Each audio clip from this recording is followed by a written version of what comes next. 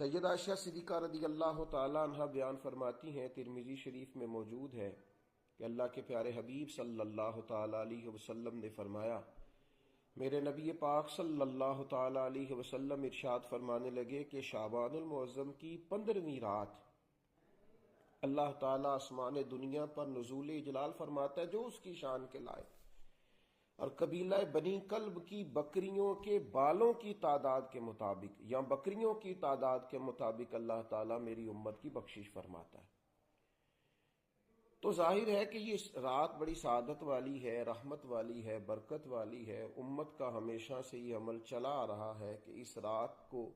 غیر معمولی اہمیت دی جاتی ہے، ذکر و اذکار کیا جاتا ہے، عبادت کی جاتی ہے، نوافل پڑھے جاتے ہیں، صلاۃ و تسبیح ہوتی ہے، صدقات و خیرات ہوتے ہیں،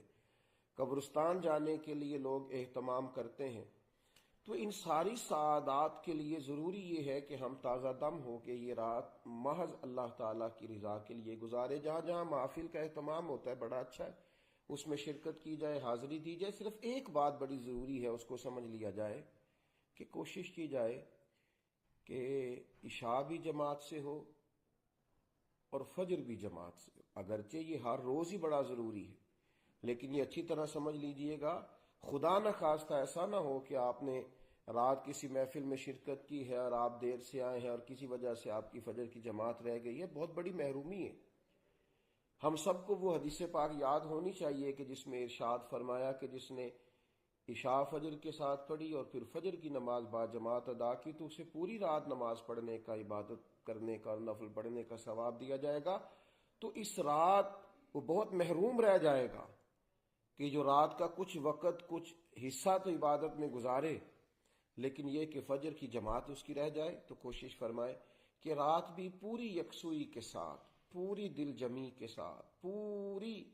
توجہ کے ساتھ عبادت میں، ریاضت میں، اور سب سے بڑھ کر استغفار اور دعا میں مشغول ہو۔ امت کے لیے دعا مانگیں، اہل اسلام کے لیے دعا مانگیں، وطن عزیز پاکستان کے لیے دعا مانگیں، ایک دوسرے کے لیے دعا مانگیں۔ وقت بڑا قیمتی ہے، اس رات کا کوئی لمحہ ضائع نہ کیا جائے، اور کوشش کی جائے کہ مغرب سے ہی اپنے معاملات کو سمیٹ کر کے مغرب با جماعت ہو، اس کے بعد کچھ نوافل پڑھ لیے جائیں، سورہ یاسین کی تلاوت کر لی جائے، پھر رات کو سورہ ملک پڑھی جائے،